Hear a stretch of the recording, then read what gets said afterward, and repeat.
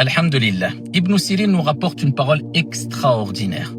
Wallahi wa Rabbil Kaaba, celui qui vit avec cette parole, qui comprend cette parole, qui en fait une règle de vie, il vivra de manière beaucoup plus apaisée, surtout lors des épreuves.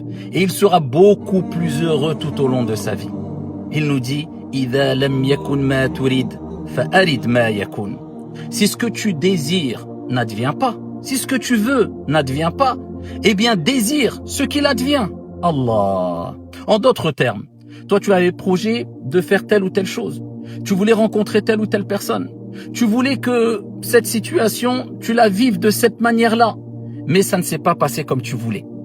Eh bien, ça ne sert à rien de se plaindre. Ça ne sert à rien de se lamenter. Ça ne sert à rien de regretter. Ça ne sert à rien de se renfermer sur soi-même. Ça ne sert à rien d'ouvrir la porte à Shaitan en disant mais si, mais si, mais si. Mais accepte ce que Allah a décrété pour toi et tire-en le plus de bien et de profit possible. Et dis-toi que ce qui t'est arrivé est décrété et décidé par Allah et que tu n'aurais pas pu l'éviter. Donc autant le vivre de manière positive. Et dis-toi que tu dois transformer cette frustration en une satisfaction intérieure afin d'être apaisé.